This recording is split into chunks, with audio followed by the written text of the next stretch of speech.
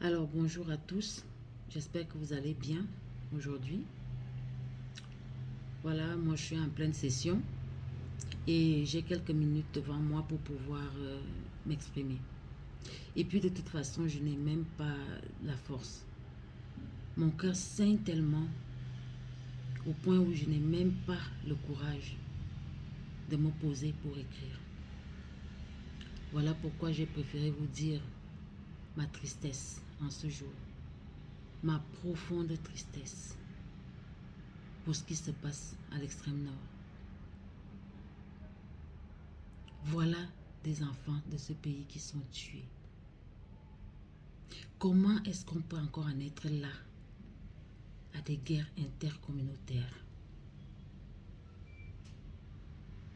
Des frères et des sœurs d'un même village qui s'entretuent pour un lopin de terre ou pour je ne sais quoi d'autre. J'ai honte. J'ai extrêmement honte, mes frères et sœurs. Au moment où on parle développement, au moment où on parle changement de vie concret des populations, alors beaucoup me diront, pourquoi est-ce qu'elle s'occupe des problèmes des autres localités? Elle est conseillère régionale du Sud. Mais non, je vois mal comment je pourrais dormir en paix dans le Sud alors que mes frères et sœurs meurent dans d'autres localités. Parce que ces problèmes vont converger et ils vous retrouveront où que vous soyez. Donc nous devons traiter ces problèmes à la source. Donc j'invite toutes les élites locales à continuer sans relâche le dialogue qu'ils ont commencé depuis le 20 août. Et je sais compter sur l'efficacité des forces administratives et de sécurité pour que ce problème soit résolu définitivement et que ces affrontements cessent. J'invite l'État à faire revenir dans les plus brefs délais les enfants de ces localités, nos frères et sœurs qui ont fui du côté du Tchad et même ceux du Nozo d'ailleurs qui sont partis vers le Nigeria.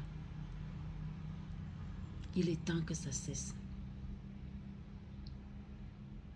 Notre pays organise le 9 janvier prochain une grande fête, un grand événement.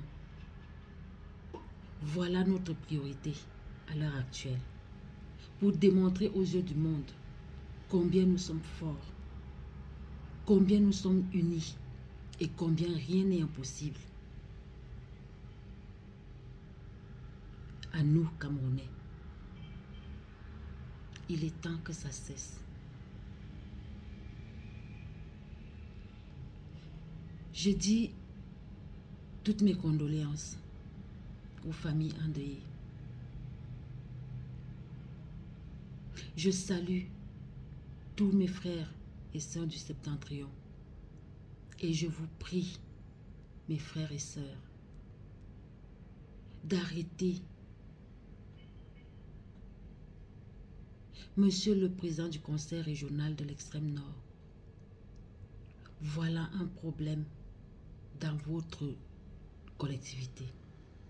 S'il vous plaît, je vous en prie, descendez sur le terrain. Allez parler à nos frères. Allez parler à nos sœurs. Allez parler à nos papas, à nos mamans. Dites-leur l'essentiel. Dites-leur où nous allons. Dites-leur que nous devons construire un État unitaire décentralisé. S'il vous plaît, il est temps que tout ça cesse. Il est temps que nous regardions tous vers une même direction.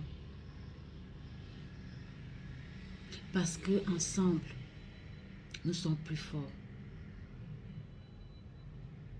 Soyons unis, mes chers frères et sœurs.